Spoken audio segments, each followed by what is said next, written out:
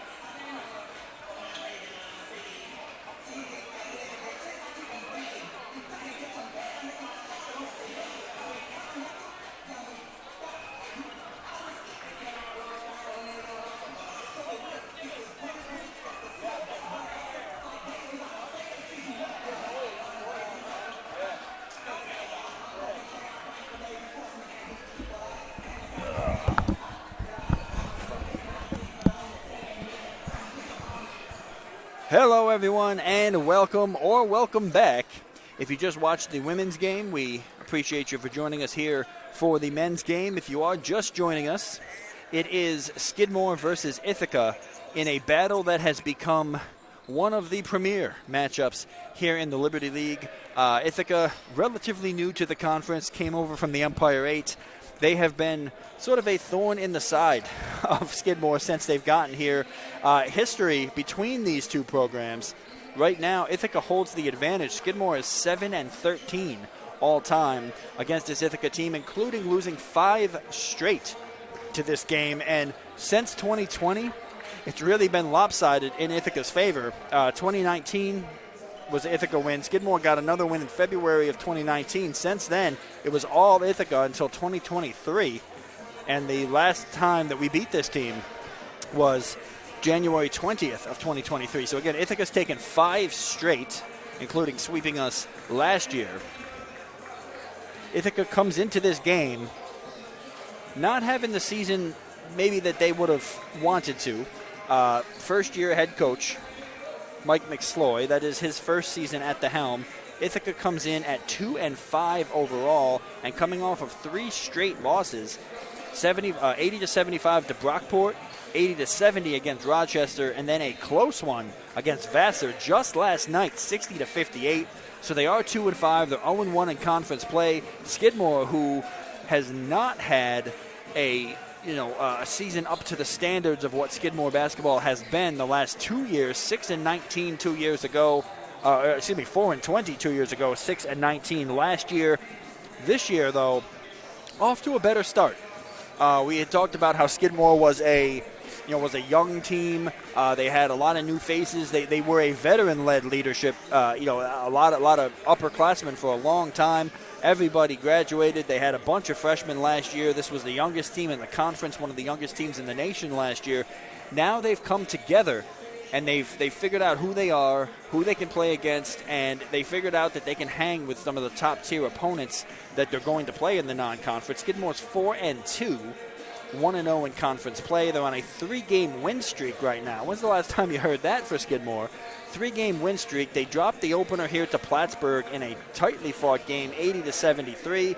Then they had, back on November 14th, 91-87 win over Middlebury, which is a great NESCAC school. Was really the signature win of the year for this team to even up their record at 1-1.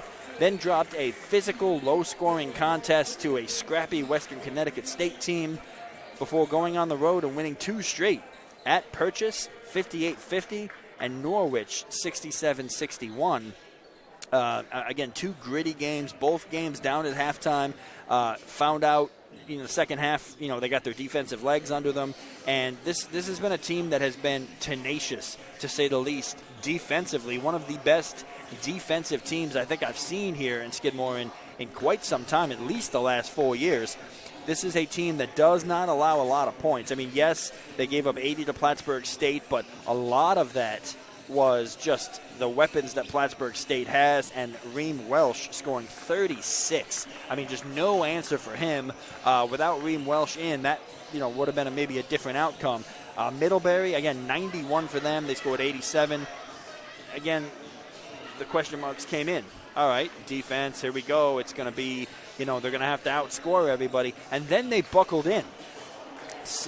Only 69. They lost on a last-second shot to Western Connecticut, then 50 against Purchase, 61 in Norwich, and then last night against RIT in a gritty 74-69 win.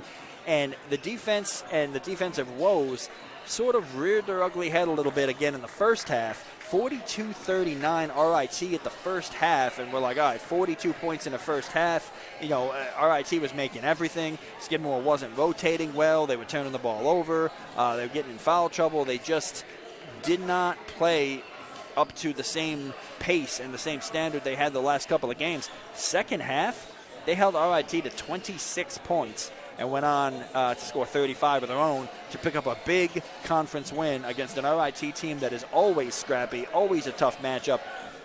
I saw this preseason. I saw RIT and Ithaca to start. In fact, then they have Vassar on Wednesday night. But for their home slate, RIT and Ithaca to start conference weekend is a very tough draw. Two historically great programs who always play us tough. We have RIT's number in recent years. Ithaca's had ours, and this is going to be every bit of what it's built to be. Both of these teams hungry. Both of these teams trending a little bit differently. Skidmore, a 3-game win streak. Ithaca, a 3-game losing streak. Ithaca trying to get that conference win to even up their record, because getting in a hole 0-2 is not where you want to be. Skidmore trying to go 2-0 in conference play and be tied for first in this conference. It's the battle of wills here today. Ithaca can put up points on you in a hurry. You look at their last couple of games. I mean, they scored 70, 75, and in their last two.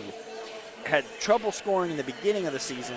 Only 58 against St. John Fisher, 44 against Cortland, 65 against New Paltz, 65 against Fredonia. But they've been trending upward offensively the last couple of games, and they've got a lot of playmakers. They've got guys who have come into this gym and have had big games before, and they're looking to do that again. As this is a team for Ithaca. It's a legacy program in a way. I mean, this is a team that everybody in Division III hoops on the East Coast knows. Ithaca is one of those teams athletically in every sport is top notch, and for Skidmore to defend their home court, go to 5-2, 2-0 in conference play, with the the down years that they've had the last couple of years, would be massive here today. Skidmore wore green last night because of the doubleheader rule, so they'll be in their home whites here today. Ithaca in their navy blue jerseys with the white trim and white numbers. Right now it's just Ithaca doing their pregame warm-up. Skidmore is in the locker room. They'll be coming out here shortly for the second half of their pregame warm-ups.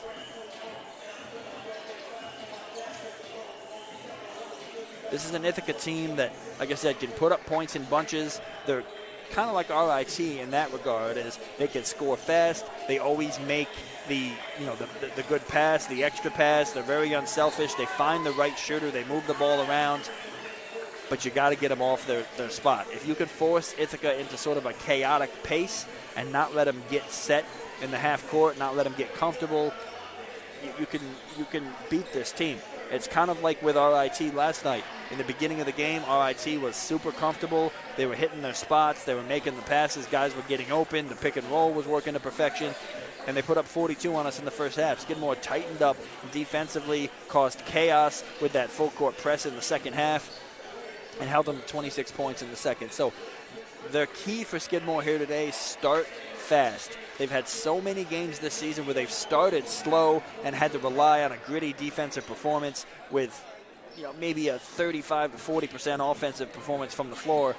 Last night, offense showed up, defense showed up, and they're going to need all of that and more against this scrappy Bombers team here today.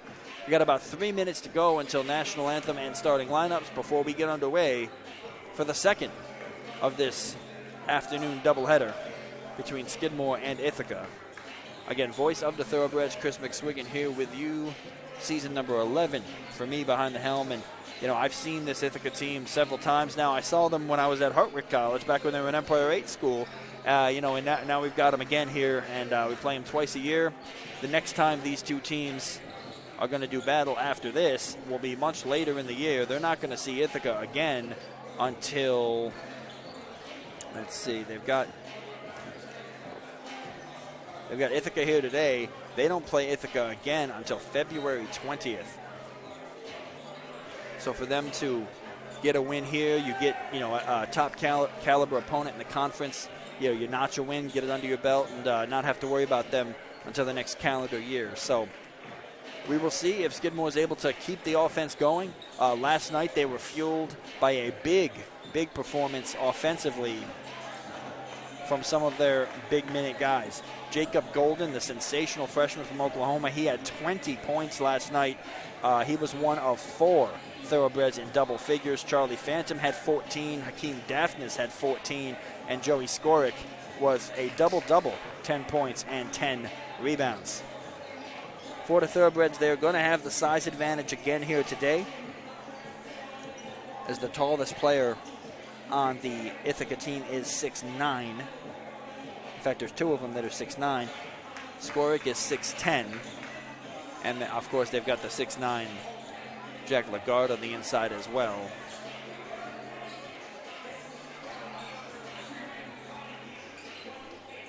About 2 minutes to go here, and again we'll take you courtside for the lineups and the anthem right after this.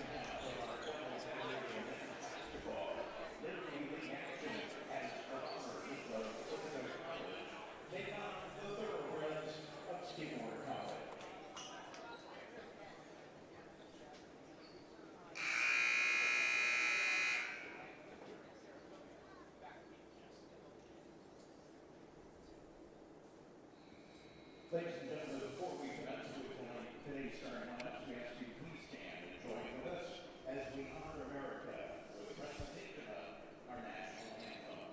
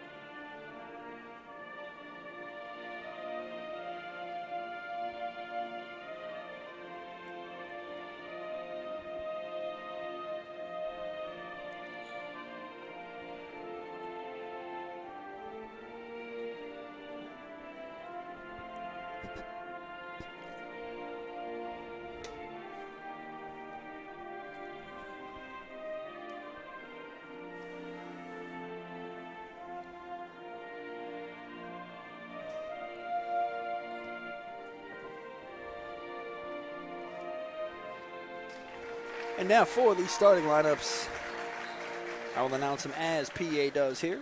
We're going to start off with the Bombers of Ithaca.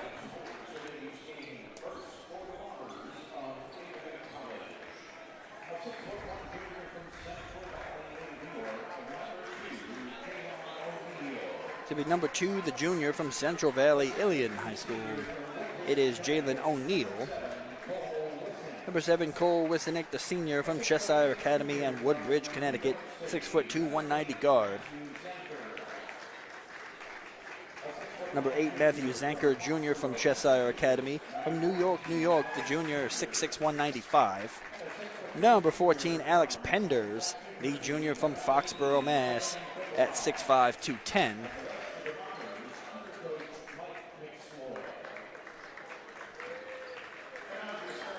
And it will be number 15, Evan Cabral, the junior from Don Bosco Prep, Hackensack, New Jersey. He is a junior, 6'2", 200. And for your Thoroughbreds, number 2, the junior from Mamaroneck, Aiden Roy, getting the nod here today. Hakeem Daphnis, who had a huge game yesterday, 6'3", junior from Wrentham, Massachusetts. The freshman Jacob Gooden, 6'4", from Edmond, Oklahoma. Number 5, BSC, Charlie Phantom, 6'5", junior from Norwell, Mass. And number 14, the big man, 6'10", Ridgewood, New Jersey, Joey Skorick.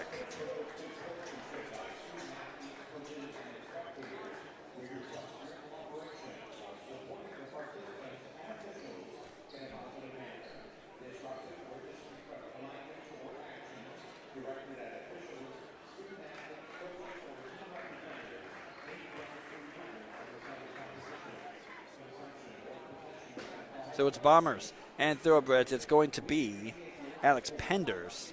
It looks like jumping against Skorick to start things off. Penders is 6'5", but can jump out of the gym. You got to think Joey Skorick with those long arms at 6'10" should win this tip, but you never know. As Penders standing at that horse logo at midcourt, ready to go. And there's Joey Skorick. So game number 2 of this doubleheader in conference opening weekend is about to be underway here. Refs appear to be set. And everybody looking to get things started. And, I mean, the refs hold the ball here for a minute. Let's get it going. All right, and here we go. So, again, Skorick does win the tip. That was predictable. And the Thoroughbreds will start here. Aiden Roy taking on the left-hand side. Hands off Jacob Gooden, who's had such a huge impact here on this team, and starts off first shot a little bit too strong. Joey Skorick with the cleanup, and the big man at 6'10" rolls home the hook shot. Score it for Skorick, and Skidmore for the second night in a row is on the board early. So now Ithaca, who wants to run that motion offense, they want to find the right man and the right time and get the best shot possible. Is going to drive the lane here, turns, spins, looks, can't get rid of it. That's Zenker. Zenker back out to Penders. Penders with the handoff and slicing through the lane and scores is Cole Wisnick. So it's 2-2 game here. You got to think this one might be a little bit more of a high-scoring game. I know Skidmore loves to really crank up that defense. We saw it against RIT last night, but RIT doesn't have the offense Ithaca has. So we'll see if Skidmore's defense can carry them here today, but they're going to have to make shots, especially against a team like this. And that's 0 for 2 now for Gooden. Is the spin shot with the left? No. All the way down the floor is Wisnick. Kicks it back out. Penders again. Right side arc now over to Zenker. Zenker's going to slow it down and kick it out to Cabral. So Ithaca wants to move the ball around. They want to use the full shot clock and get the best shot possible, but twice now they've saw a lane from the three-point line all the way to the 10, and they were able to dribble drive with an isolation type of move and score. So that will be 4-2,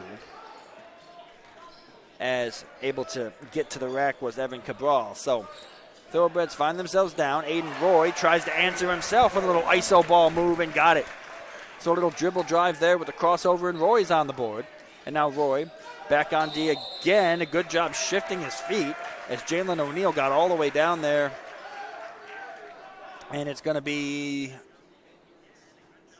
offensive, I believe. Yes, it is. It'll be Skidmore ball here. As again, Ithaca, one thing that they like to do, as much as they like to move the ball around and find the right guy and run that motion offense, they also like to get out in transition and make you run. And that's what they did there. Good job by Aiden Roy to get back and stop what would have been a textbook layup for Jalen O'Neal. So Skidmore in a tie game here with a chance to extend the lead, and Daphnis traveled. He had Phantom open in the corner, and that's always dangerous to have Charlie Phantom the way he's been shooting recently. So an opportunity goes to the wayside here for the Thoroughbreds, and Bombers will get the ball back. 17:58 just underway here from Williamson Sports Center in Saratoga. As there's a drive left side, Cabral. Cabral kicks it over Jalen O'Neal. He pulls and pops, hand in his face, and not able to get it to go. That one's volleyball tapped out to Daphnis. Daphnis down to Roy. Roy's going to slow it down, wait for his teammates. Now hands off Gooden. Gooden's going to fake left, dribble right. Great defense that time not to let him get around by Cabral. And Phantom turns, spins, finds Daphnis. Daphnis over to Roy, right side in front of that Ithaca bench. Down low to Skorik. He's already got 2 here today. Up against Pender. Skorik turns, spins, too strong. And boy, he put that one right on the other side of the basket. I mean, if he was maybe 5 feet further away, he would have hit it, but a little bit too much juice that time on the shot for Skorik. And there's going to be a Skidmore foul on the other side. And Ithaca, a team we saw in the women's game, and we'll see it in the men's game here. They like to use their bench. They're a very deep team, and they're going to make an early substitution here as David Luberoff checks in, as does number 11, Thomas McKiernan. So there's the inbounds, and there's going to be a foul on the floor before we even get the ball in. As they're fighting for position is Akeem Daphnis. As Daphnis was trying to stop Cole Wisniak from getting to the corner. Now they're going to switch, and Daphnis is going to come off. So now Skidmore is going to make a substitution early. As rough start for Daphnis here. As Skidmore is going to have Will Wirtz, the freshman from Massachusetts, come in. So a pull-up, 3-ball, hand in his face, doesn't matter. Matthew Zenker, the junior from New York scores, and it's a 7-4 Ithaca lead. Again, Skidmore not really known as a 3-point shooting team, but they've been hitting the 3-ball a lot better lately. Ithaca, they can hit threes. They can light it up from out there. Charlie wants a 3 and hits it, and oh my goodness. BSC, big shot Charlie, picks up where he left off, and boy, Charlie hit, I think he hit, 6 against, when we were here in the gym against Middlebury. And then he hit a couple last night, first 3 of the game for him. And boy, Charlie Phantom is on another level from behind the arc right now. But there's the answer on the other side for Ithaca. And back-to-back baskets that time now for Zenker. So 10-7. Ithaca has the answer. Let's see if Skidmore can answer on their own end as Will Wirtz drives the lane. No, Joey Skorik's there for the tip drill to clean it up. Little Windex for Skorik. And it's going to be a 1-point game again. There's the drive, and no foul called. They're going to let him play as there's a Skidmore player down as McKiernan scores, and there was a lot of contact. McKiernan pops up, but there was a Skidmore player down holding that ankle. I think he came down awkwardly. Tough to see from here who it is. And, boy, I think it's Gooden.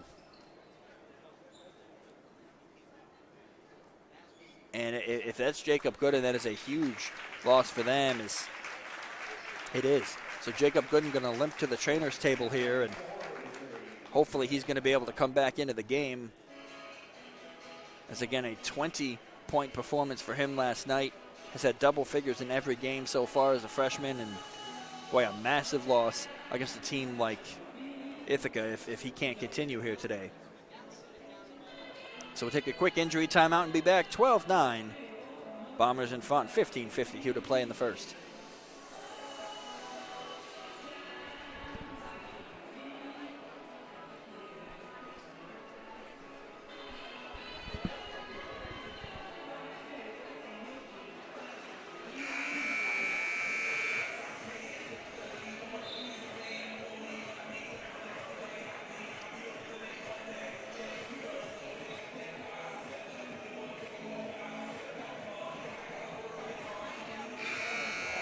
So they come out of the injury timeout. They're going to have to replace Gooden here, at least for the time being. It's going to be Nick Padilla. He's going to take over point guard duties. We'll try to keep you updated on the status of Jacob Gooden, who, if he can't continue, would be catastrophic here for the Thoroughbreds. As they get it into Padilla. Padilla is being ridden all the way up the floor by Thomas McKiernan. Now he finally is able to break that press. Dribbles left, goes back right. Aiden Roy wants 3. Side rim, no. Skorik tried to chase it down, but a little bit quicker was Cabral. And Ithaca, who can absolutely fly in transition, gets back out there again. So now they're going to slow things down. Good job of Skidmore getting back to stop an easy run. Luberoff works it around, finds Cabral.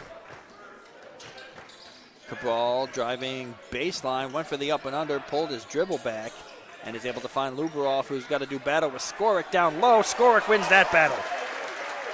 The big man with the block.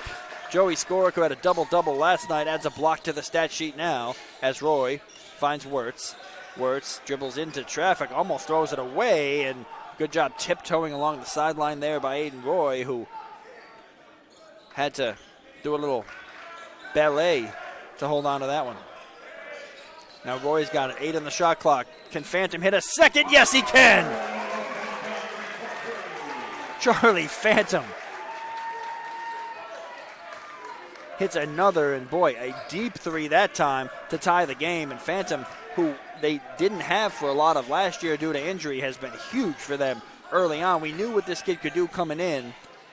Coach Joe Burke raved about him, and boy, he has been all of advertised and more. As another 3 steps up, and that is the 3rd 3 for Zenker, as the Cheshire Academy product, a junior from New York. And boy, he's got 9 early ones here. Zenker is just getting open off of screens, and when he gets the ball in his hands, he's feeling it today. The pull and pop for him, and it's back to 15-12. As much as it was a high-scoring game, surprisingly, last night, it's a high-scoring game right now, and that's no surprise to anybody between these two. But Skidmore knows they're going to have to hit shots here to hang with a Ithaca team that can put up numbers in bunches. Here comes Wirtz. Wirtz driving, back rim, no. It's going to be Skoric fighting for the rebound down low, and a foul inside on Wirtz as he was doing battle with Penders down low, and that'll be the first on him and 3rd on the team. Still no fouls for Ithaca this half. And now Ithaca with a 3-point lead is going to get a chance to extend. Walking it up will be Jalen O'Neal. O'Neal kicks it right corner to Nick Lemond. Back to O'Neal. Kicks it Penders. Inside, good look, and altered the shot, but able to get the tip. So Jalen O'Neal, who missed the shot originally, is able to follow it and go right around Skoric for the tip-in. 17-12 Ithaca, as coast to coast, it's going to be Padilla. Somehow gets that shot off. Not able to get it to go, but there to clean it up again is the big man, Joey Skoric. So score it for Skoric, back to a 3-point game, 17-14, 13-18 to go here in the first, as around the corner goes O'Neal. O'Neal now going to set the screen. There's a handoff, 3-ball, Lemond in the air, back rim, no. And it's going to be chased down by the Bombers. 3 on the other side is good. Alex Penders hits. And Ithaca has been lights out from behind the arc, and we know that this is a team that likes to take the 3. And so far, they're perfect from behind the arc. 3 of 3, now make it 4 of 4. Remember, it was Zenker who hit 3 in a row, and now Penders joins the 3-point party. 20-14, largest lead of the afternoon here, and a timeout Skidmore. 13:03 to play here in the early stages of this one.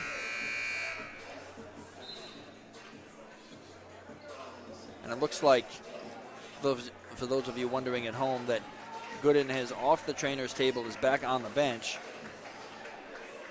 Doesn't look like he has too much tape around that ankle, maybe a little bit, but it looks now like he's getting set to check in shortly as he goes to the 6-man position on the bench. So that's good to see, as they're going to need Jacob Gooden here today.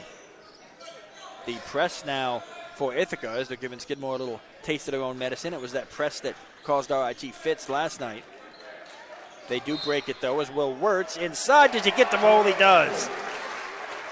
Continuation and the foul. Will Wirtz has his first 2 of the game and the trip to the line.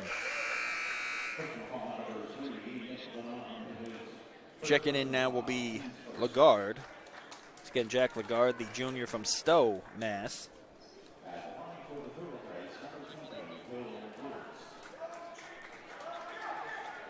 Will Wirtz has been getting a lot more minutes recently. He's able to complete the 3-point play. And again, in to replace Gooden, who is now checked back into the game. So Jacob Gooden is in which is good to see after coming down awkwardly on that ankle. But he's back in, appears to be okay, so that's massive for the Thoroughbreds. As there's a 3-ball in the air, front rim, can't rattle that one home, tipped around and pulled down by Padilla, Padilla. As Jose Padilla, it screwed me up there for a minute. I was like, wait, we have Padilla. No, they have a Padilla as well. And this time he pops from the outside, can't hit it. Another offensive rebound, cleans up and scores.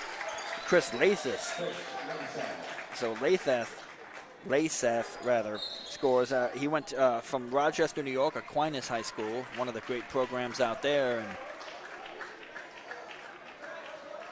Latheth isn't a huge guy, only 6'5", but he's 230 on the inside, so he has a whole load to handle.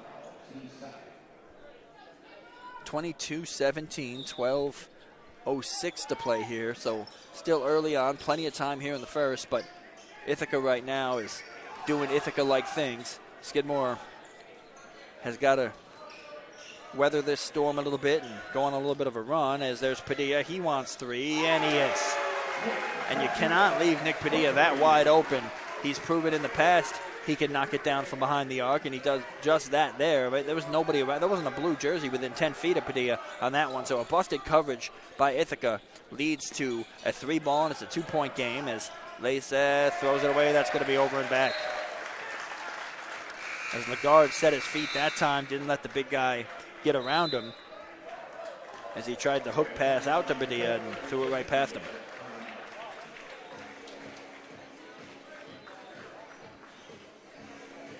So we got a media timeout here. It'll be Skidmore ball when we come back. 22-20, Bombers in front.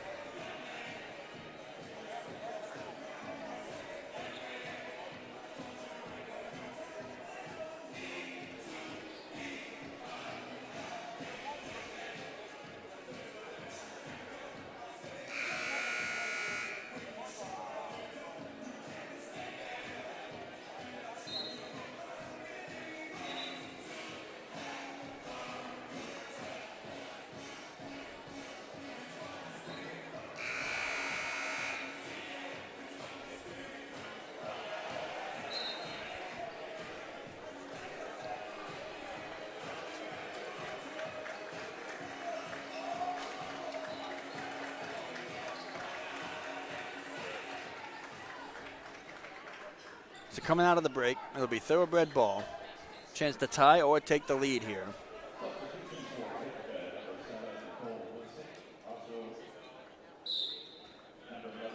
In the game, Charlie Weisberg for the Thoroughbreds as Padilla gets it on the inbounds.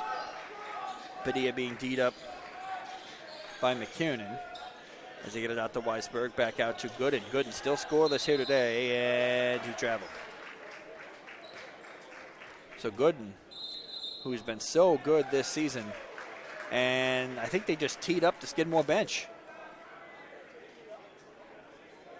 As Gooden took an extra step, and I mean, it was pretty clear from here that he left his pivot foot. And assistant coach, I think John Mahilly just got teed up. It wasn't Burke, I don't think. Wow. So Skidmore bench obviously had a comment not liking that call, and obviously the ref didn't like it too much either. Yeah, that's going to...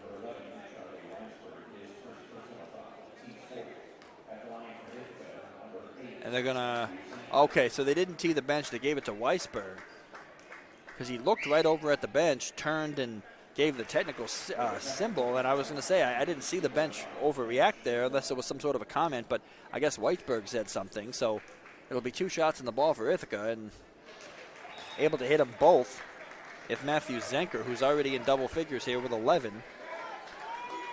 Now Ithaca with a 4-point lead and a chance to extend it. So just crazy how the game swings. As looks like it was trending to have Skidmore knot this thing up, and now they can be down 3 possessions after this one. With a drive, turn, spin, and that's going to be a walk. So Ithaca not able to extend this to a 3-possession game. It stays at 4. As Layseth got the walk there, took an extra step, and that one was clear. It was more clear than Gooden's, but still pretty clear, as now Jacob Gooden down the floor finding Wirtz, and Wirtz has his shot challenged by Layseth inside. Now it's going to be a run out the other way for Ithaca.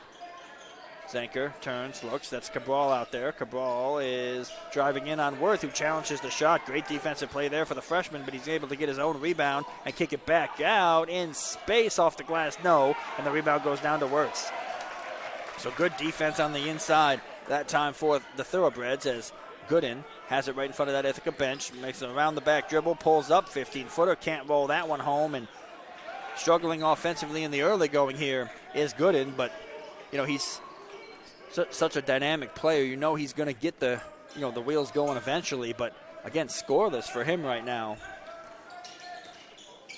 As Ithaca still up by 4. A shot from the corner didn't touch anything, and just going right around Padilla and scoring is Cabral, as Padilla just watched that one.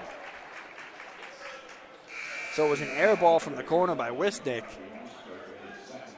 And I mean, Padilla was right there for the rebound and just kind of watched it go past him. And Cabral came flying in from the 3-point line to grab it and clean it up. So now it's a 6-point game with a chance to make it 7. And the little things that Skidmore has done wrong the past 2 years is starting to come back a little bit now, and some of these mental mistakes that they haven't been making this season. Against a team like Ithaca, just cannot afford to do that. As Weisberg gets it into Gooden. And now Ithaca's going to run this press.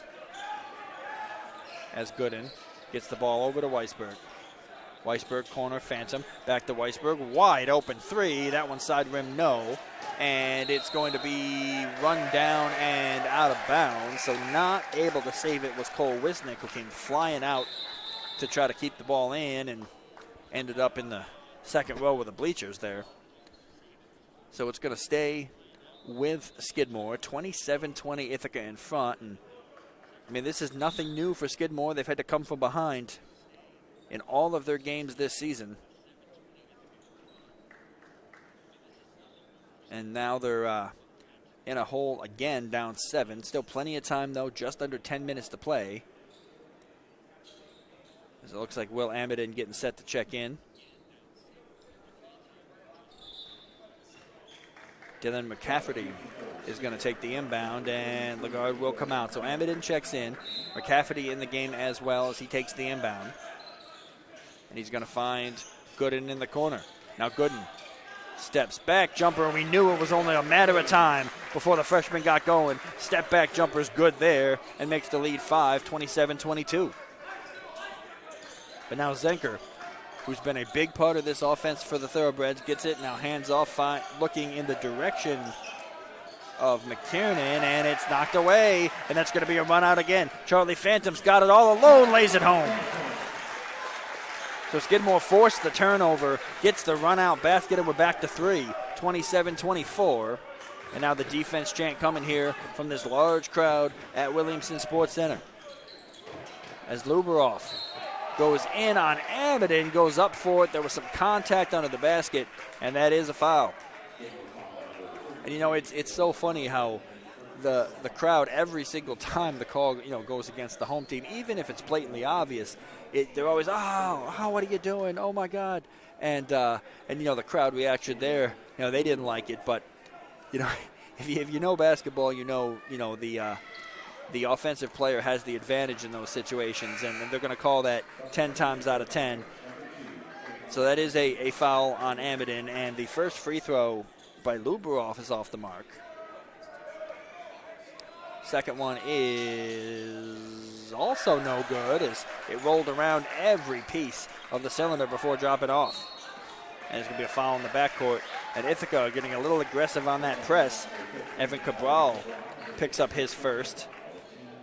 And it'll be team's third. So Skidmore's got 17 fouls right now. So for the final 9 minutes of this first half, Ithaca's going to be at the free throw line with any foul here. So Skidmore's got to be really careful because Ithaca's a good free throw shooting team. Skidmore with the turnover there is not on the same page, Phantom and Amadon. He's just not able to take advantage of the very few Ithaca mistakes here today as O'Neal inside Lubarov. Lubarov at the wing now is going to get it back to Jalen O'Neal. O'Neal drives the lane up and under, and that one's blocked by Phantom. Clean block. It'll stay here with 16 on the shot clock, but you can add a block to number 5 stat sheet as Aiden Roy comes back in the game and he replaces Weisberg. Also, big man Joey Skorick going to check in to replace Amadon. So this is going to be a battle here. Lubarov and Skorick on the inside. 2 biggest players on the floor for either team. And they get it in. Zanker has it poked away by Roy, but able to chase it down out there is Wisnick, who hands off to O'Neal. O'Neal kicks corner, Cabral. He wants a 3, hand in his face. No foul called. Yes, it is. It was a late call, but they do call it. And that's going to be 3 shots at the line. And it looked like a good trap from the corner. It was a late shot clock shot, kind of a desperation shot a little bit just to get something up, and there was some contact there. So that foul goes against Gooden, who was trying to close out, and we're going to get 3 at the line for Cabral. First one, back rim and off. So Ithaca, usually a pretty good free throw shooting team here, has now missed 3 in a row. Second shot coming up for the junior from Hackensack. And he missed it. 4 straight for Ithaca now. And a huge break for the Thoroughbreds as, again, they fouled him in the corner. And you never want to foul a guy on a 3-point attempt, especially with a team that does shoot it as well as Ithaca usually does. And Cabral trying to get 1 of 3 here, and does.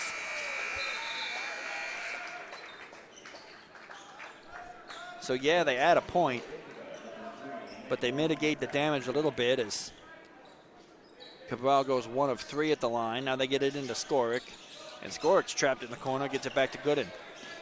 Gooden's got to get it over here, and he finally does. Finds Skorick out at the volleyball line, back to Roy. And again, the defense of Ithaca so far has been tenacious. As Gooden dribbles off his foot out of bounds. And the freshman off to a rough start here today. He's been so good all season long, and so far a couple of shots not going his way and a couple of turnovers now. As O'Neal walks it up. O'Neal to Wisnick. Back to O'Neal, slicing through 2. Pretty move inside, kicks corner. Wide open 3 ball, that's money. So Yorav Regev with a shot there in the corner. Regev, his first minutes of the game from Tenafly, New Jersey. He is a junior. And, man, you can't leave anybody in the Liberty League that wide open, as there was nobody around him on the defensive breakdown. As O'Neal, pretty move, flying through the air. And the hang time, 33-24. It's a 9-point game again, just like that. Charlie Phantom gets it, kicks it out to McCafferty, back to Gooden, and Gooden finds McCafferty. He's open for the 3 and short. So Skidmore got the open shot, not able to put it home, and now it can be a double-digit lead here on this possession if Ithaca's able to score. Jalen O'Neal, the junior from Ilion, New York, hands it off. Lubarov on the inside at the free throw line. Now he's going to drive on Skorick. He's going to try to back him down. Skorick goes vertical, up and down, and did he step on the baseline? He did, but they're going to keep it here as Skorick reached in to swat that one down on the dribble, and the ball hit the baseline. Last touch by Skorick, so it stays here with Ithaca, but it'll be 8 on the shot clock when we come back. And boy, Skidmore has had some momentum in this half, but every single time down the floor, Ithaca's had the answer, and that's where we stand right now with 6:50 to play in the opening half. 33-24, 9-point Bomber lead.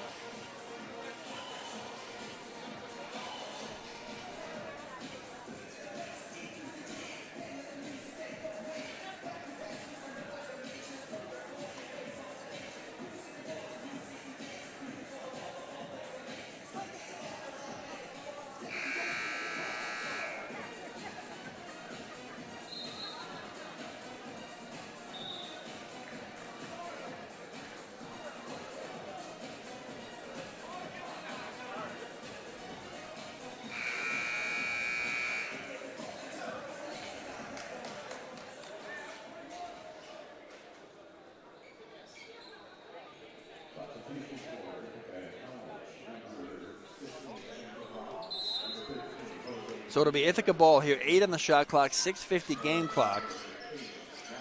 As now they're down to 4-3. They got to get it off here. Down inside, and it's a block by Skoric and a shot clock violation. As again, the Skidmore defense clamps down. As Lacef got the ball inside, but when he caught it, there was about 3 seconds to go, and tried to get a little bit closer against Skoric. That's a tough task. And Skoric adds another block to that decorated stat sheet. 6:36 to go, 33-24 here. Ithaca in front is Gooden around the back dribble and goes all the way to the lane and scores. And there's the Jacob Gooden we've seen all year. As it's 33-26 now. Again, still plenty of time to go. Skidmore trying to crawl back into this thing. Ithaca's been in control for the majority as Latheth drives the lane and fouled. In the game also for the Thoroughbreds right now, his first minutes will be number 12, Fumani Sitole, the sophomore from Johannesburg, South Africa, and I think he's the one tagged with the foul.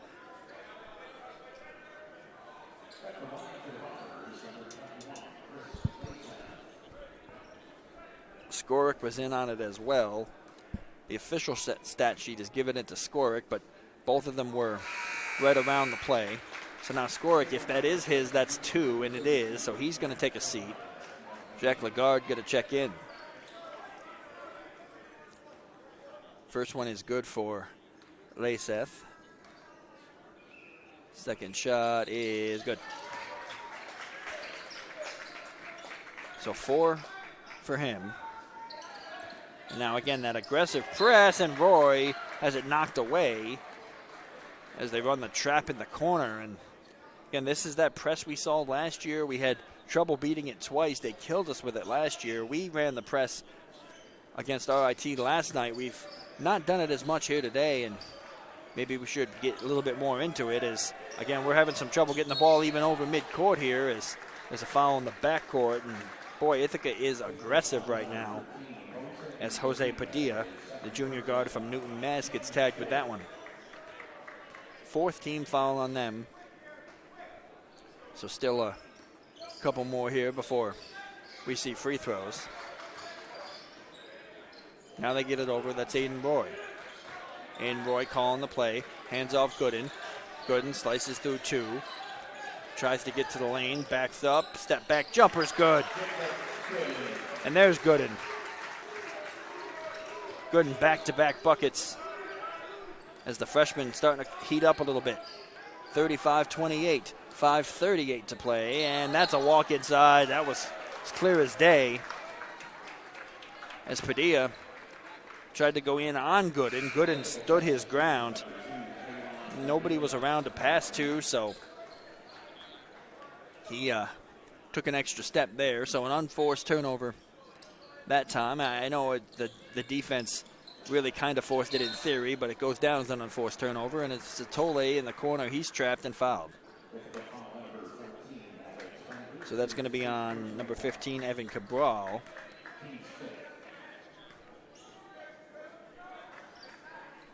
So Penders gets it into Aiden, Penders is guarding Roy, rather. Now Roy gets it in, finds Sitole. Sitole to Gooden. Gooden all the way from mid-court to the rack. No, but a rebound ripped out of the sky. Aggressive rebound that time. And a 3-ball airballed it. As Gooden had an opportunity to score down low. Couldn't get it to fall, and a great rebound, a physical rebound for Lagarde. Found Sitole on the arc and didn't touch anything on the shot. Sitole was wide open there. Can't get a better look than that. 5:11 to go, and it's still a 7-point game. As now Lacef picks up his dribble at the elbow, knocked away. Sitole makes the play on the other side defensively. So now Aiden Roy over the horse logo at midcourt. Dribbles left, kicks back right, finds Phantom. Sitole's got it again on the right. Fumani Sitole picks up his dribble, finds Gooden at the top of the arc, under 5 to play. Gooden now trying to do battle inside with the right and scores. How good has Gooden been all season long? We knew with that rough offensive start he had, he was going to get going eventually, and he has, as Jacob Gooden's now got 8. But again, the story of the game so far is Ithaca's had the answer. On the other end, Evan Cabral scores with a tough layup in traffic. And it's going to be 37-30 as Charlie Phantom gets it to Gooden. Back to Phantom, back to Satole. He's going to try to make up for the 3 on the last one. That was a better looking shot. Was 3/4 of the way down and pops out. So it'll be Ithaca ball again, 7-point lead, 4 minutes to go here in this opening quarter. And a 3 ball in the air, back rim no. And boy, that one looked good coming off the hand. Zenker hit 3 of them early. Can't get that one to fall. And now Gooden down the floor, turns, spins, and creates his own shot in traffic. Back rim though. And again, a lot of iso ball being played right now. Skidmore not moving well without the basketball. Ithaca, however, is. Seems like they always have an open shot. As Cabral slices through, can't get the roll, foul called. As Cabral with a pretty spin move and went right to the rim and almost got the roll. So Lagarde's going to pick up the foul. That's 10 fouls on the night here for Skidmore. And we got the under 4 media timeout here. So it's 37-30. Ithaca in front. We got free throws coming when we come back.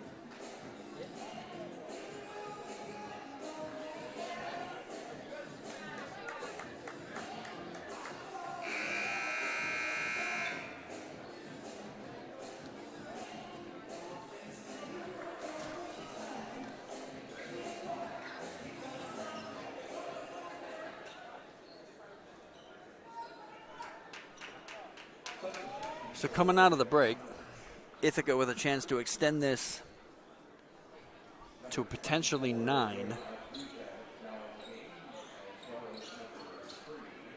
As Daphnis checks back in for the Thoroughbreds, as well as Will Amidon. Cabral at the line. First one's good. So he's got 9 on the afternoon. 3:35 to play here, opening half. And this is sort of what happened with Skidmore yesterday. Coach Joe Burke said that they went into the locker room a little disappointed with how they guarded RIT in that first half. Allowed 42 points to the Tigers last night. Held them to 26 in the second half. And they're going to need a defensive performance like that again here today against a very scrappy and game Ithaca team. They get it over. That's going to be Daphnis. Daphnis to Roy. Top of the arc back to Gooden. Jacob Gooden. Skip pass over to Phantom. Thought about the 3. Good closeout D that time. Finds Daphnis. 5 in the shot clock. Daphnis pulls up. High arcing 3. No. And again, nothing inside here for the Thoroughbreds as Ithaca swarming to the ball and forcing Skidmore to stay out around the perimeter where they're not as comfortable. So an 8-point lead here. Hasn't been double digits yet, but chance to do that here with a 3 ball.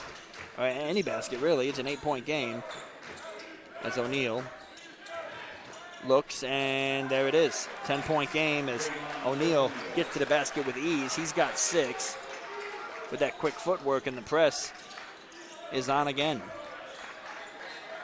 They push it up to Gooden. Gooden down low. Nice look by Gooden. And the shot is blocked by O'Neal. Phantom was all alone down there, so he thought. O'Neal came out of nowhere to block it. Now the layup in transition, no, but the rebound goes down. And who else? Jalen O'Neal's been everywhere. He kicks it out. 3 ball in the air, rattles around and off. No call on a physical rebound. So Skidmore got away with a potential foul there. 40-30 still the count. 2:14 to go as Gooden drives the lane, comes up, scores. So Gooden's got 10. He's in double figures yet again. And the lead is cut to 8. And Skidmore, who, again, aggressively ran that press last night against RIT, has really been sitting back and allowing Ithaca to get comfortable in their half-court offense. Let's see if that's an adjustment that's made for the second half. And so far, they've really not been able to get a stop as there's a drive again. Jalen O'Neal got to the rack with ease a second time. This time missed the layup. And a foul on Ithaca on the rebound. So Lubarov picks up his first, team 6th. Nick Padilla checks in here for the green and gold.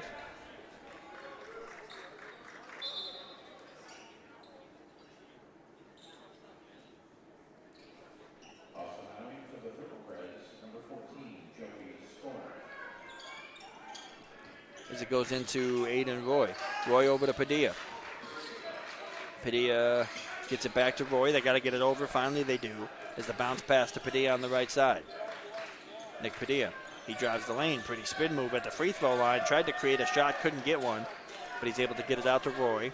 Roy takes the screen from Skoric. And again, Ithaca not letting them get anywhere inside the elbow.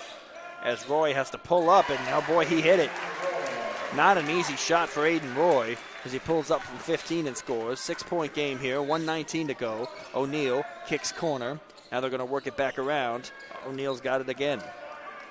Jalen O'Neal guarded by Padilla. Finds Lubarov at the free throw line. He's trying to back down Skoric. Picks up his dribble, and he overthrows O'Neal. And Lubarov was what should have been just an easy pass backwards. Put it over his head. Again, Lubarov at 6'9", O'Neal at 6'1", and he had the ball up over his head and just overthrew him. I mean, O'Neal can jump, but would have needed stilts to catch that one. So Skidmore with a chance here to cut into this lead, get some momentum going into the half. Under a minute to play in this opening half as Padilla kicks out. There's Roy. Fake shot. Drives the lane. Back out. Charlie Phantom wants 3. Back rim and no. As boy, that one popped up, hit the top of the backboard.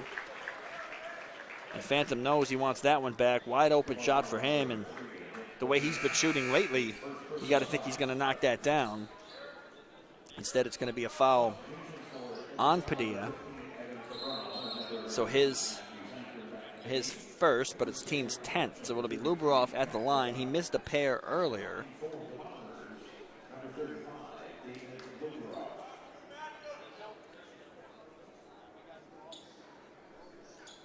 So Skidmore is going to get at least one more possession here, but see if Lubarov can extend this back to 6. He makes it 5 there with a free throw, and that's his first points of the game. Second one for Lubarov is good.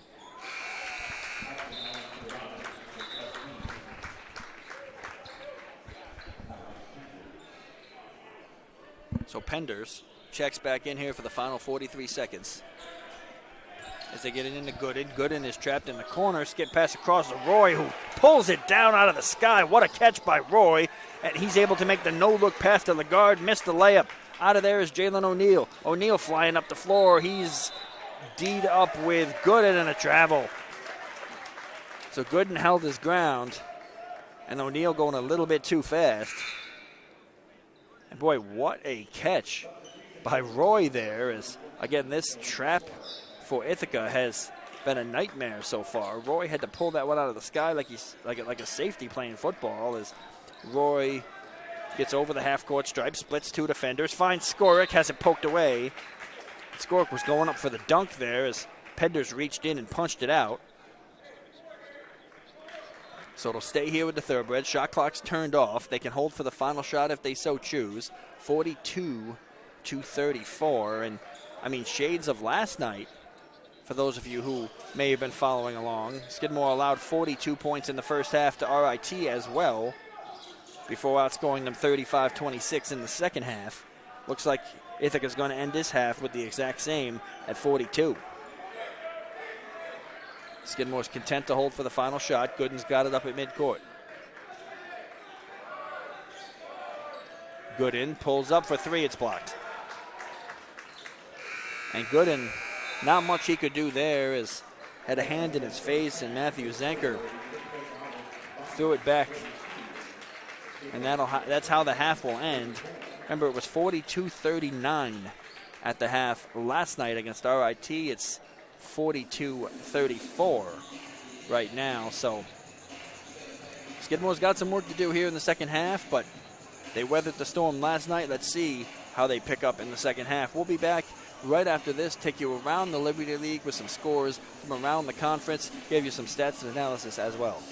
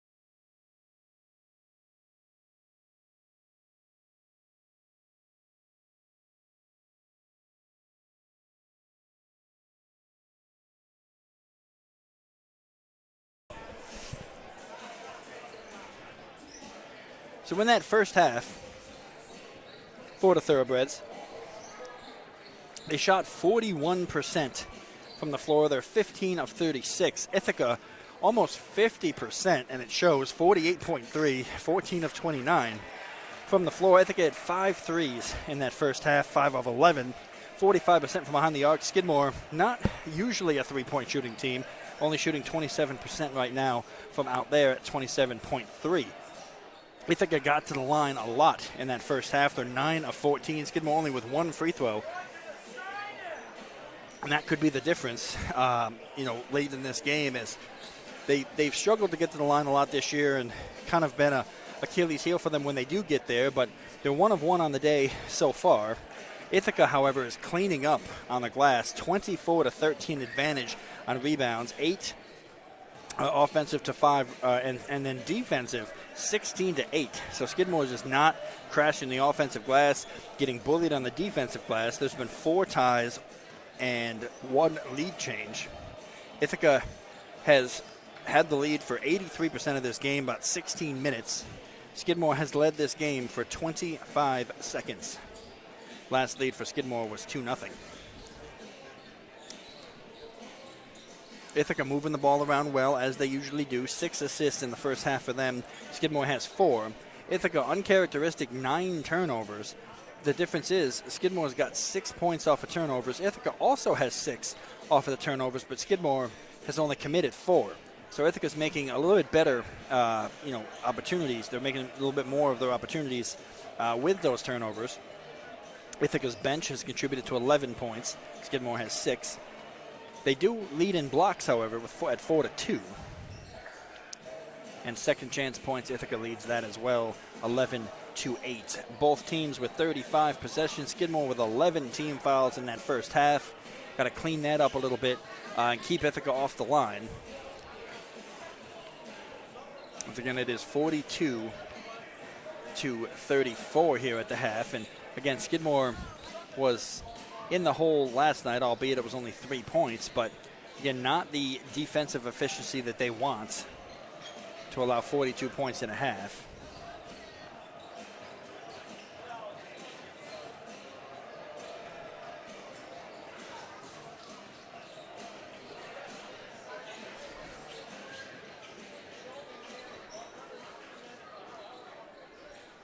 So about 2 minutes to go here before the two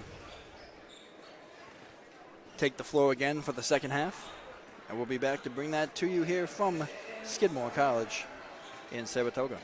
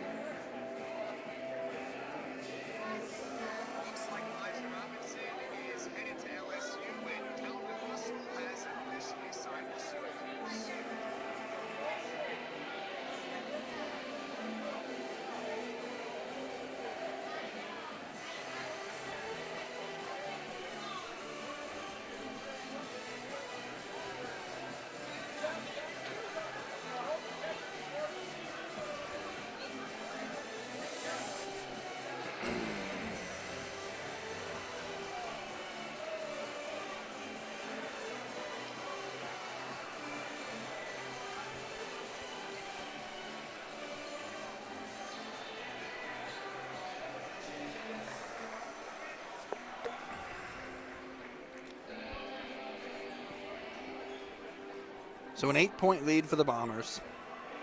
And they're going to get the ball to start the second half here. As Alex Pender's going to take the inbound. Leading scorer for Ithaca right now is Zanker with 11. But pretty much everybody has a contribution. Leading scorer for Thoroughbreds is Gooden with 10. Penders gets it into Cabral. Cabral takes the screen back into Penders, and Skidmore defensively trying to ratchet up again. 3-ball from the corner. 3 is good. Cole Wisnick with the step back 3. And the lead now is 11. As the Thoroughbreds dug themselves a hole, now they have to try to get out of it. And again, double digits against Ithaca. That's not an easy thing to do, as Jacob Gooden slicing his way through, trying to go up with it, and maybe should have made a pass. He had Daphnis open in the corner, but either way, he's going to get 2 shots at the line here. Streaky yesterday, as he missed a couple down the stretch that they didn't end up needing, but Gooden usually a pretty good free throw shooter and's got to contribute here. Skidmore trying to crawl back into this game, and he hits the first. No question there, as first one goes right down Broadway.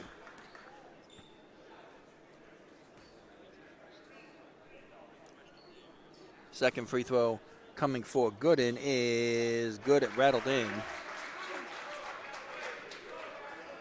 It's back to a 9-point game, 45-36. Ithaca in front, just underway here in the second half. In a critical Liberty League game here, as Skidmore can be tied for first place in the conference with a win.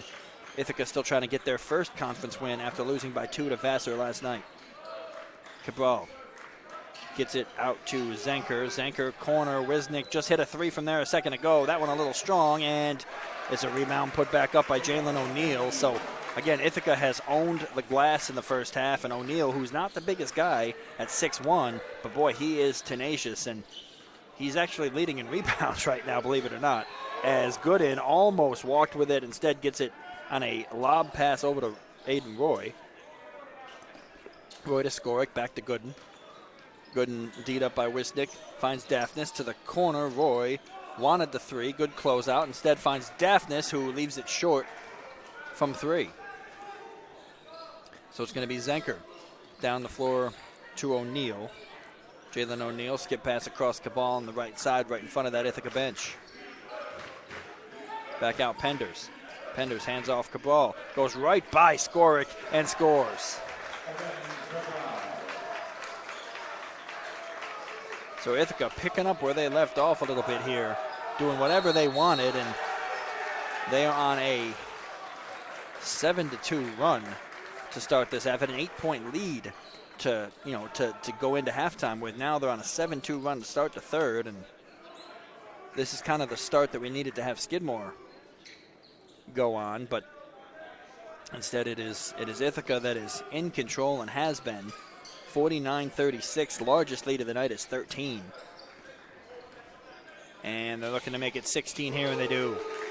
3-ball on the money for Matthew Zanker. He's got 14 to go along with 4 threes and a timeout for Skidmore. 52-36, all Bombers here on a 10-2 run to start the second half.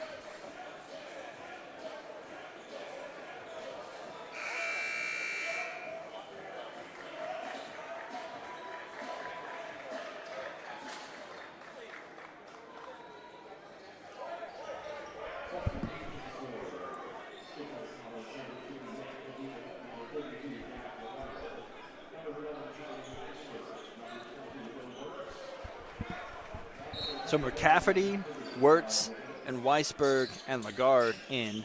Padilla in as well. So wholesale substitutions here for the Thoroughbreds as they have a completely new lineup in the game. Let's see if that can sort of create a spark a little bit for them. And boy, Padilla almost stepped back over the half-court stripe as Weisberg wanted the three in the quarter. Back to McCafferty. Finding Padilla, nice spin move, fadeaway jumper, got it. And maybe it will create the spark that they need. Let's see what they do defensively as Padilla with a tough shot in the lane and got it. 52-38. Still a 10-4 run here for Ithaca to start the second half. Hands off Cabral. Cabral goes into the shoulder of Padilla and scores. So Cabral taking over a little bit here in the second half. He's got 13 now. As fighting his way through is Will Wirtz. Wirtz to McCafferty. McCafferty makes a move, drives by Cabral. Looked like it was going to be a block. Instead, it's going to be a foul on Penders. And so Penders is going to be knocked with that one. That is, I believe, his second. It is.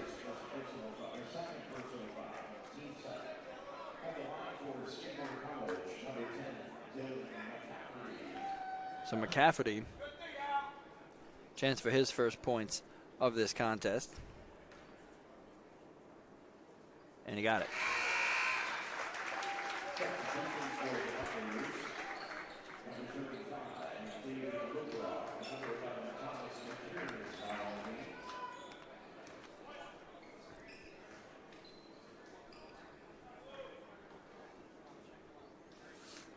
Second shot coming for McCafferty, and he made them both.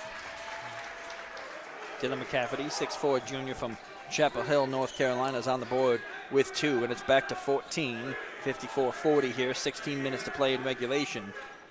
Skidmore trying to scratch and claw their way back into this one. It's been all Bombers so far.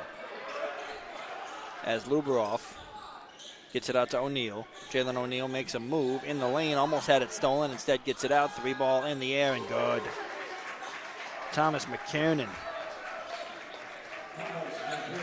And Ithaca is letting them fly from behind the arc and hitting, as now that's 8 threes on the day for them. 53% from behind the arc, 8 of 15 as they get it into Wirtz, who scores with the fadeaway layup. How often do you see a fadeaway layup? But he was training away from the basket, but he scooped it up and in, and he's going to get another trip to the line here to try to complete the three-point play and get that three ball by McKiernan back.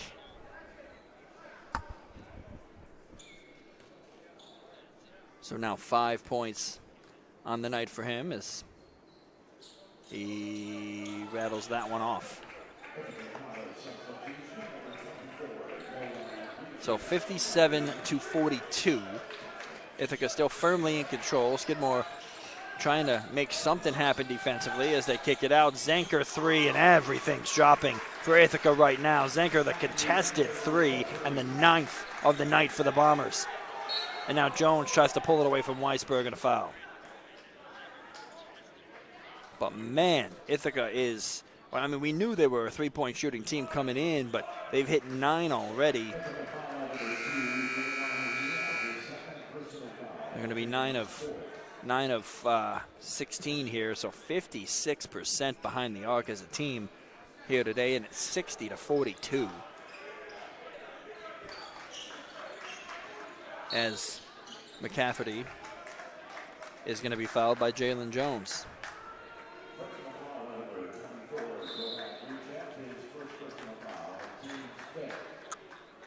So Ithaca now with 4 team fouls already. Skidmore doesn't have a foul yet, so this could be a situation going the other way if this does turn into a close game where Ithaca's in foul trouble with a lot of time left. 3 more to give to the bonus. And a quick timeout here. 60-42. Bombers on an 18-8 run to start the second half. Skidmore still alive, but got some work to do. We'll be back.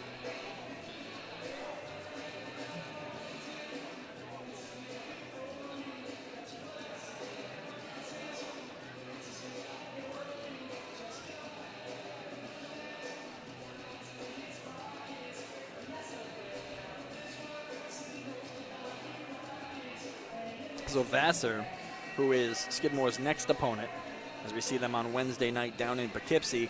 They lead Hobart right now 63-57, as that game's got about 10 minutes to go in the second half. Union leads Clarkson by 3, 61-58. RIT, who was in here last night, is down at Bard.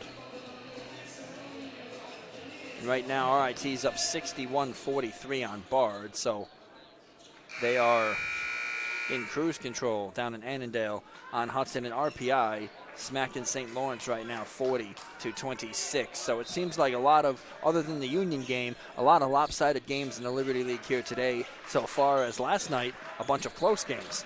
So it's just crazy how this conference goes. As they get it into Padilla. Padilla around the back dribble move now, tries to slice through 2 defenders, instead pulls up at the elbow and hits. So Padilla's got 7. And, you know, with his size, Nick Padilla's only 5'7". It's going to be tough for him to get in and around the rim, but if he can create shots and hit, he could be the spark here offensively that they need, as Skidmore has not been very good from the floor jump shot-wise here today, as they kick it across corner. Another open 3 for Ithaca. That one's short, and Luberoff tips it, and a point-blank layup missed, and the guard comes down with it. So another chance that time for Ithaca for a second chance points, and boy, Skidmore lucked out on that one. 2 point-blank looks at it after the missed 3, and they couldn't get it to roll. So now Padilla, he pulls up behind the arc, can't roll that one in. Luberoff rips it down. 60-44, and he wants another crack at it from the corner, and it's going to be violation as Yorev Rejev stepped on the sideline. He caught the ball in transition in the corner, wanted to try to make up for the missed 3 from the same spot, missed it again, but this time he stepped on the line, so the shot doesn't count anyway. And it's going to be Padilla.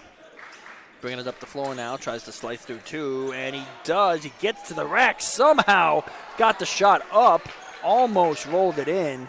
Boy, the fact he even got that shot off is miraculous. But again, couldn't get it to roll, and Ithaca goes coast to coast with Cabral hitting the layup. So now it's going to be Will Wirtz. Wirtz to Padilla. Padilla looking for Weisberg, taken away. Ithaca in transition, lays it home. Cabral back to back. He hit the layup a minute ago. That one a little bit easier as he steals it at midcourt and lays it in. A 20-point Ithaca lead right now. But here comes Wirtz driving the lane. He scores. Again, the Bombers on a 20-10 run here, and Ithaca, Skidmore's just had no answers for Ithaca here today. As there's the drive, shot is up, but a foul called, and looks like it's going to be 2 shots here as both teams making substitutions. Did they say he was in the process of shooting, or it was on the floor? Let's see where they put it. Looks like it's going to be an inbound, so the foul came before the shot as Phantom, Roy, Daphnis, Gooden, and Amadin come in.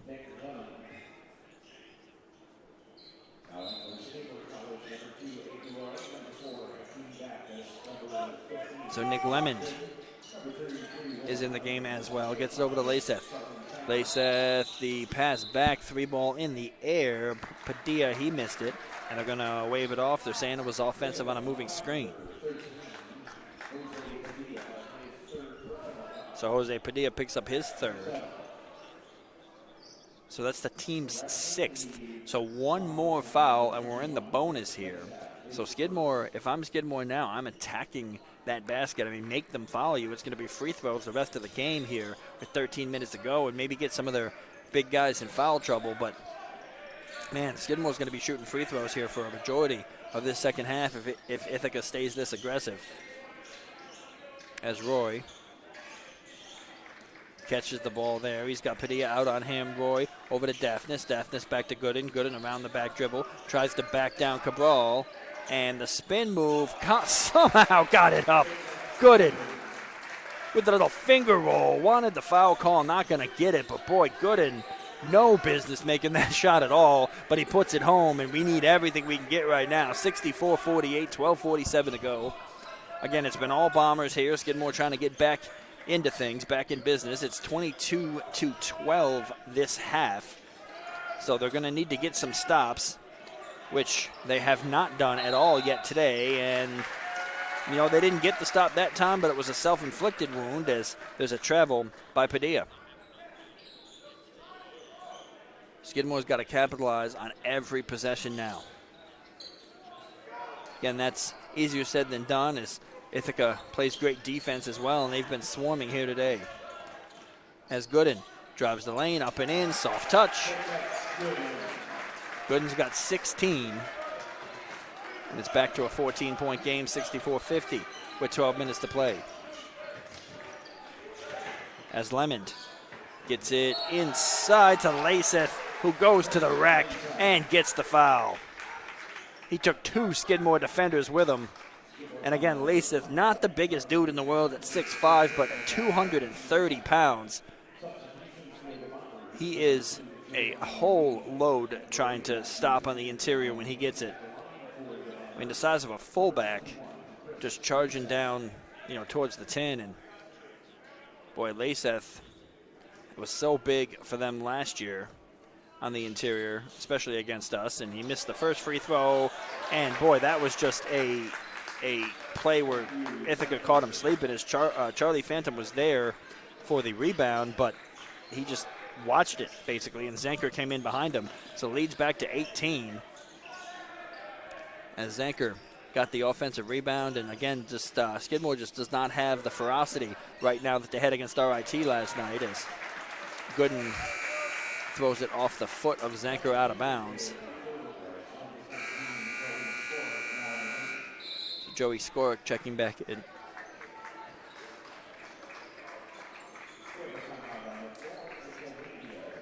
And a media timeout here at the under 12 media timeout. So Skidmore, plenty of time left, but down by 18 right now, 68-50. We'll be back after this as Skidmore tries to pull off the miraculous comeback bid.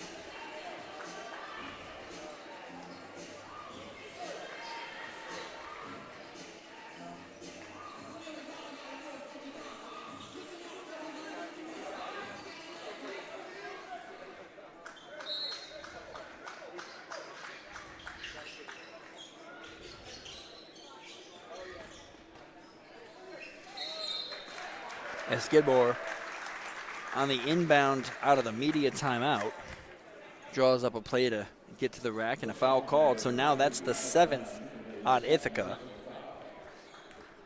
And it'll be the 2nd on Nick Lemond. So it'll be Aiden Roy at the line. Yeah, Aiden Roy at the line here. And boy, they've got to get whatever they can as he hits the first. So now 7 team fouls on Ithaca, so it'll be free throws the rest of the way here on any defensive foul by Ithaca for the remainder of the game. As he goes 1-1, missed that one. Daphnis can't chase it down. Lemond is there. So 68-51, 11:33 to play, and Jalen O'Neal almost lost the handle on it. Instead gets it back to Lemond. Lemond has it poked away by Daphnis, but corrals himself, looks inside, a nice look in traffic as he finds Laseth. As Lemond makes the pass, and boy, Ithaca just such great court vision. And it's going to be a foul on Lemond.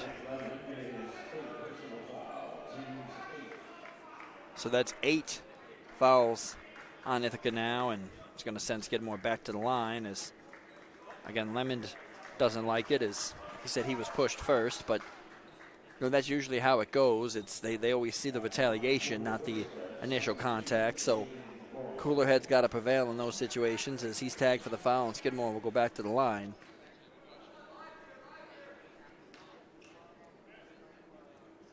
And Roy hits.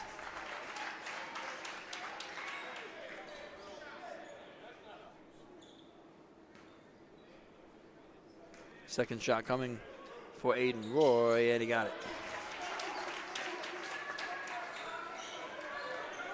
So Roy hits a pair. 70-53 games. The lead is still 17 here for Ithaca as they get it down low. Zenker, and they just have no answer. Matthew Zenker's got 21. And I mean, after the defensive performance last night by Skidmore, Ithaca's just scoring at will. They're doing whatever they want out there. They got 72 points, and we still got 10 minutes left to play as that one rattles out from the corner for Roy. Rebound pulled down Lasith over to O'Neal.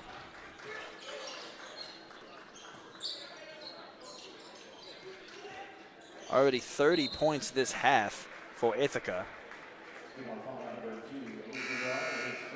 As again, we said the story yesterday was, Skidmore allowed 42 in the first half and only allowed 26 in the second half against RIT.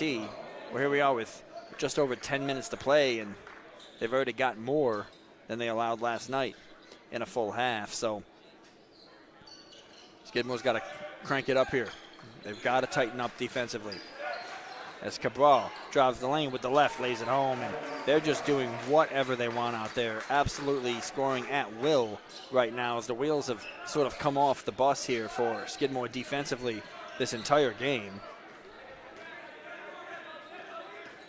44% from the floor, 21 of 47 as that three from the corner for Charlie Phantom is off the mark.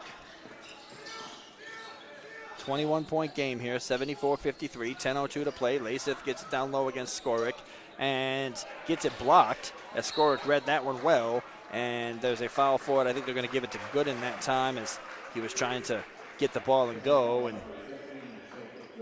shoved Zenker out of the way.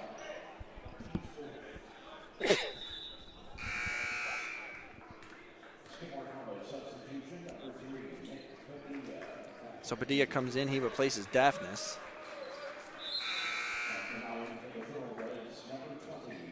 And Will Wirtz also is going to replace Charlie Phantom here.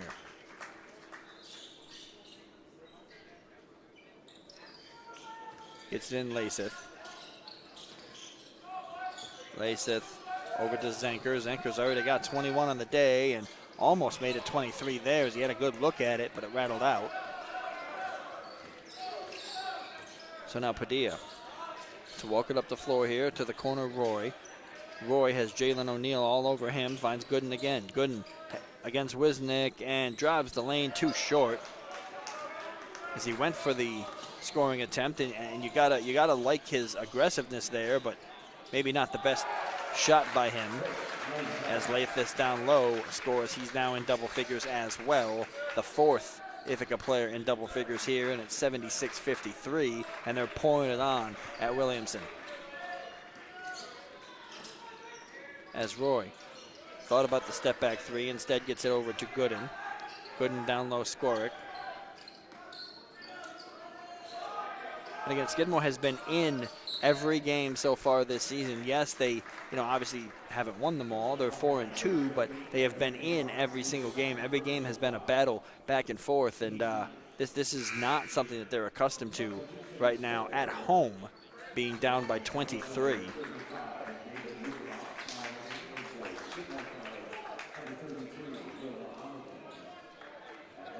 But Ithaca last night was doing a lot of the same as Roy was able to hit the free throw there.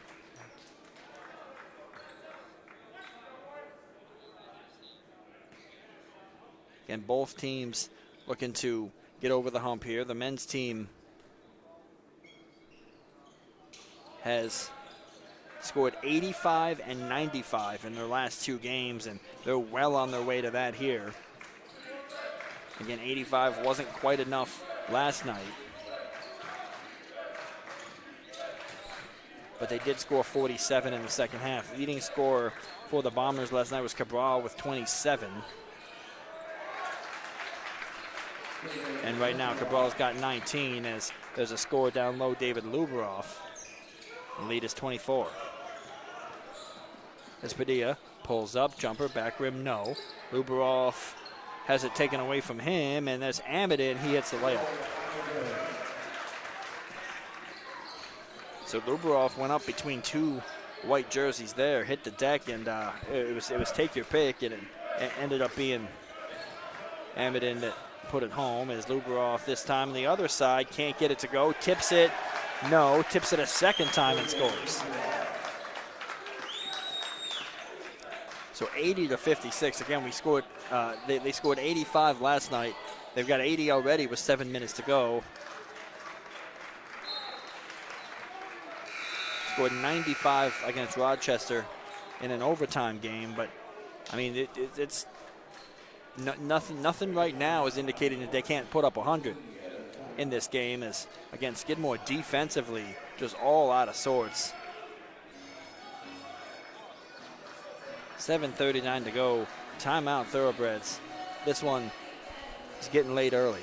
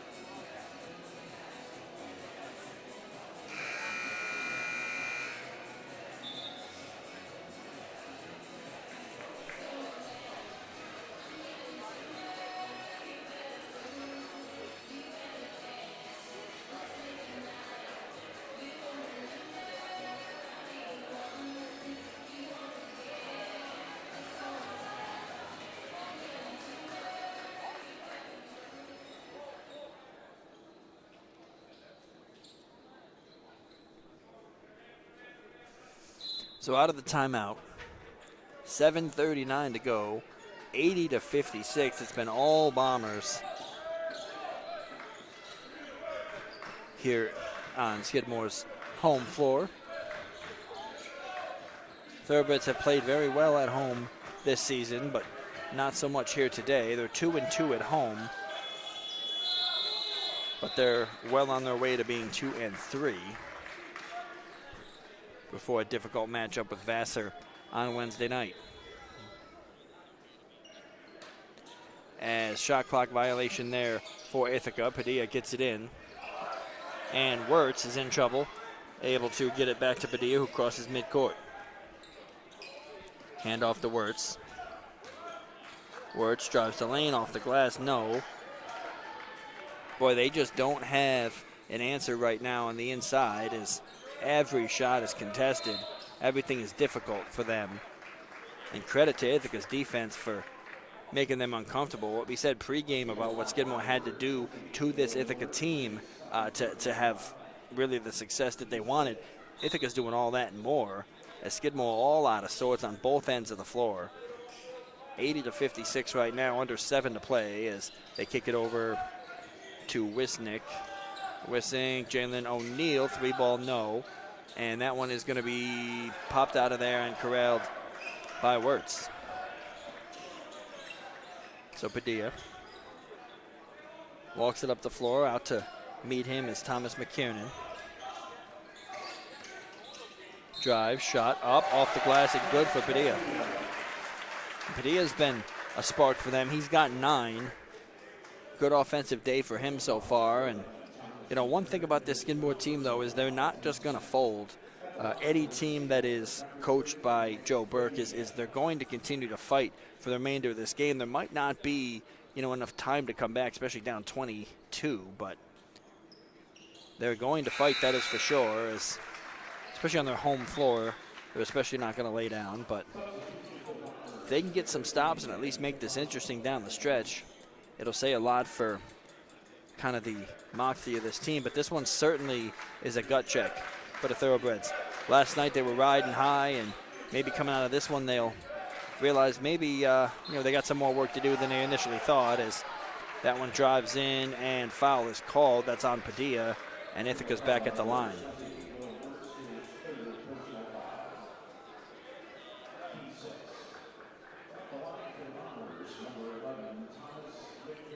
So Thomas McKiernan, sophomore guard from the Newman School, Wilton, Connecticut. He hits the first.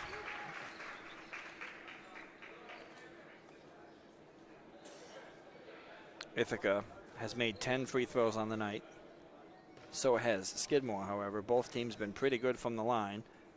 Skidmore shooting 76% from the charity stripe. Ithaca at 62. As Amidon gets it in, as McKiernan makes the pair there, as Wirtz all the way down the floor with the left. No. Amidon goes up and gets it, and he has his shot blocked, and that's going to be a run out going the other way now in transition, and a heads-up play by Jacob Gooden to snatch that one out of the sky. Here comes Gooden going coast to coast, and he can't get it to go, but boy, that would have been a heck of a play to go the length of the court for the freshman, and boy, there's just been a bit of a lid on it for the Thoroughbreds today. Whenever they get in near the basket, just have not had any help from the cylinder at all, but Gooden gets to earn two the hard way here. First one's good. So Ithaca changes their whole lineup here, as Penders, Laseth, Zenker, and Lemon come back in.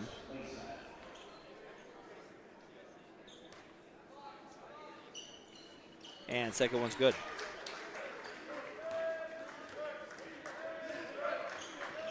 So 82-61, 5:50 to play here. Bombers well on their way to a road win at Skidmore, as Lathis can't get that one to go. Missed the putback attempt as well. Weisberg, corner Wirtz. Wirtz drives the lane with the floater, no. Back rim ripped out of the sky. Chris Lathith, he is so big inside as he gets it back to Zenker. Zenker makes a move, turns, spins at the free throw line, out to Cabral, wants three, give him three.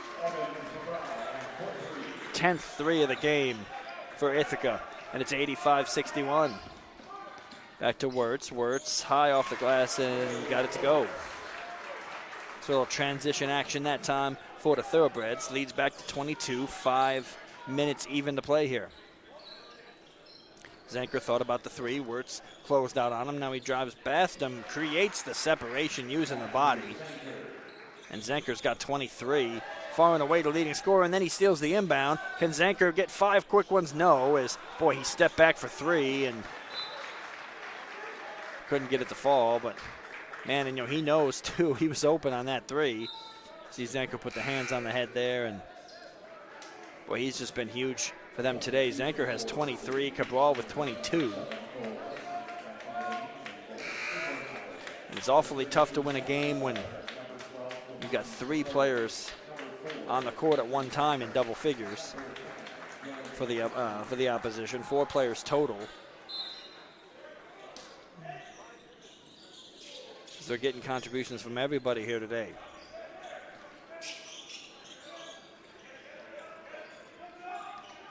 Padilla gets it over the midcourt line now. And a nice pass in traffic, and Jack Lagarde missed the layup. I mean, he had Jack Lagarde all alone down low, and he could not put it home. I mean, it was one of those textbook kind of ones that you wish for, And Lagarde, I don't know what happened there, but I mean, that's 100% of the time has to go in. It didn't even have anybody around him to challenge the shot. Boy, you've got to put that in, especially in a game like this. Or you're playing for pride at this point, and Boy, the guard's going to want that one back. Missed the free throw, but Ithaca gets the rebound. They've owned the glass today, too. Zenker goes up with it, makes the pass in space, and a layup is good for Laceth. 89-63 here, and I don't think 100 is too far, out of reach for Ithaca. I mean, they need 11. They got 4 minutes. As Daphnis gets at top of the arc, gets the screen from the guard, back out Padilla, thought about the three. Now he's going to dribble drive, pulls up free throw line, back out to Daphnis again. And Hakeem Daphnis turns, looks, fadeaway jumper, high arcing jumper, didn't touch anything there. And Famani Sitoli has it knocked away from him, shot clock violation. And when it rains, it pours here in Saratoga as nothing going the way of the Thoroughbreds in this one. There's losing a game, and then there is losing a game, as Ithaca impressive right now. And this was a team that, we knew coming in was going to be competing for the Liberty League. Right there in the discussion towards the end of the year in that Liberty League championship. And, last night, that heartbreaking loss for them to Vassar, who, Vassar's usually middle of the pack. I mean, they got a good squad down there as well. Again, we will see them on Wednesday night down in Poughkeepsie. But 88-85, back and forth game. A couple of defensive breakdowns towards the end for Ithaca. But, again, same sort of thing that they're doing here. They had 4 players in double figures in that game as well. The difference with Ithaca was, Skidmore right now doesn't have that in double figures. They've only got, they got 2. I mean, Padilla just had 10 on that last drive, but outside of that, it's good, and everybody else is in single figures. For Vassar last night against Ithaca, they had 5 players in double figures. So, again, defensively didn't match up as well with Vassar as they are here today. And, boy, Ithaca is making a statement on the road against a team that was feeling confident. Skidmore had won 3 in a row. They had a dramatic win in conference last night. They were feeling good, and right now just getting punched in the mouth by Ithaca as Laceth is going to go back to the line again. The guard picks up his 3rd.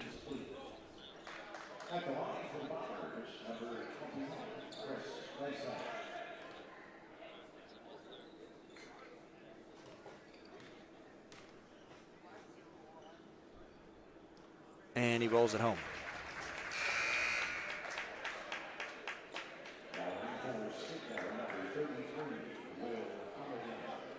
So Abedin checks in. Lagarde checks out.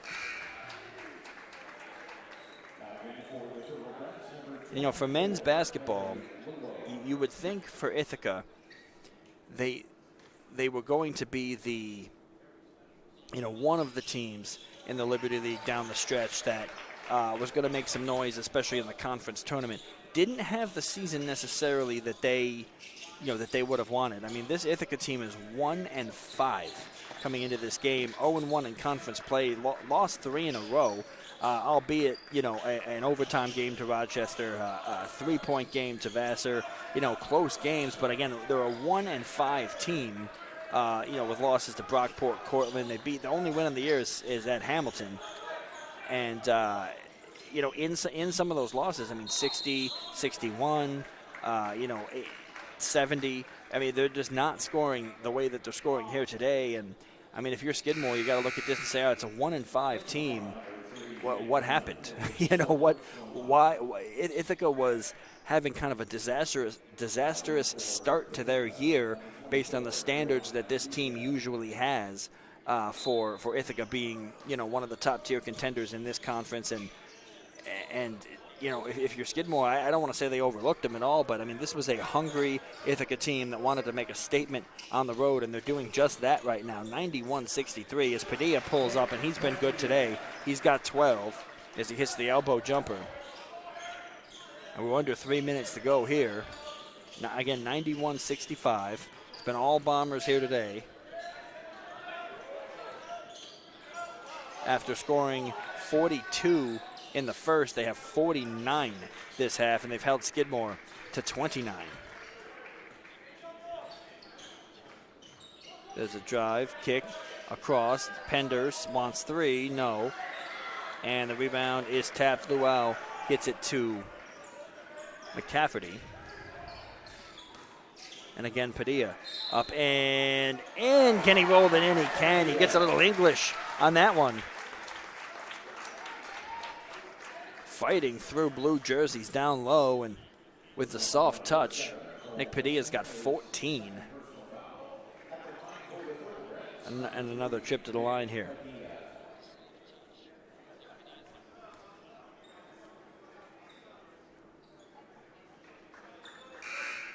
Skidmore's got the reserves in mostly. Padilla does play a lot of minutes, but right now it's McCafferty, Amerton, Satole, Luau, and of course Padilla, who's at the line for the shot here to complete the three-point play, and does. So 15 on the night for him. Highest scoring game this season for Padilla. Is it's going to come in a losing effort, however. We're under 2 minutes to play, 91-68. And Ithaca keeps attacking on the pick and roll. The pass from Lubarov down to Yoev Regev, and he got popped going to the rim. And if you're Skidmore at this point, it doesn't matter. Just foul him. Don't let him dunk on you. And he's going to get a trip to the line here for 2 shots, as Skidmore's in the double bonus with 9 team fouls. First one's up and good.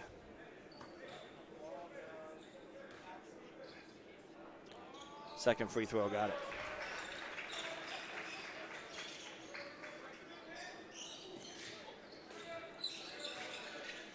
So Skidmore with the inbound here. Minute 47 to go, as it looks like they are going to be swept by Ithaca on the day and go 1-1 in opening weekend of conference play. Win over RIT. Loss here to Ithaca, as that one from Luau goes up and off the mark. He got to the rim well, couldn't finish. Again, another story of the day here for them, as gets it back out Jose Padilla. Padilla to Lubarov. Lubarov around to Thomas McKiernan. McKiernan skip pass over to Padilla, and there's Wisnik. Drives baseline. Lubarov down low, and he's fouled. And I mean, they are still attacking the glass. As you would think that maybe they would be working the ball around a little bit, not trying to get anybody hurt, but they are going pedal to the metal to the rim right now. And again, a statement by Ithaca, a 1-5 team. Lost last night in heartbreaking fashion to Vassar. Wanted to make a statement here today, and boy, did they ever do that.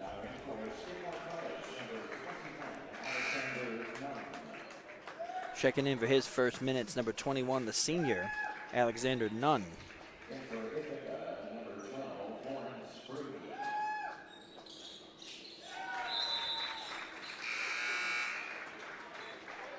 The second one is good, 93-68. And now some of the reserves will come in for Ithaca as well. Gary Schauder, the senior, in, as well as Lawrence Brady. As Padilla up at the volleyball line, under a minute to play here. As Padilla steps back, had that one blocked away, and again, it's going to be a run out the other way for Ithaca. All the way to the 10, a little bit too strong. Now Padilla cross to McCafferty, and he lays it home. So 94-70.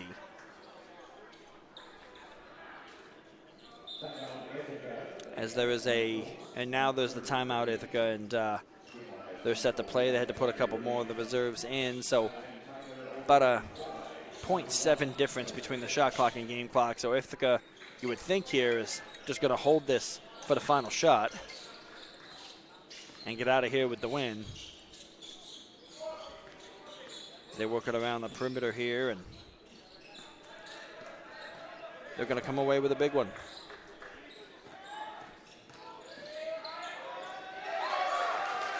And a basket inside score by Galvin Shorter.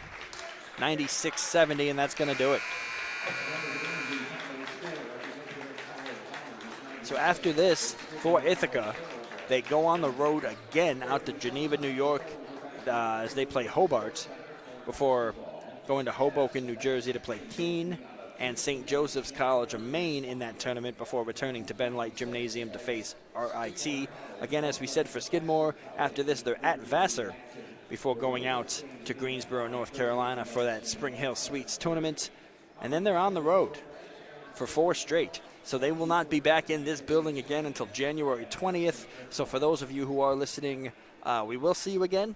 It will be, another home game. It will be another conference game as Vassar comes in here on January 20th. That tip-off is 7:30.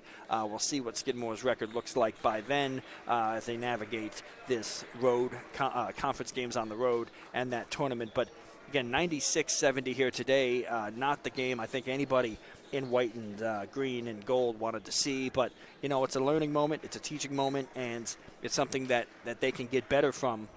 And when they see them again in February, maybe they'll have a little bit of revenge on their mind. But either way, Skidmore is going to drop to 4-3 on the year, 1-1 in conference play. Ithaca is going to pick up their second win and go to 1-1 in conference play as well, with the head-to-head tiebreaker over us at the moment. So once again, signing off here from Saratoga, voice of the Thoroughbreds, Chris McSwiggan, and literally, I will see you next year, January 20th, right here in Williamson.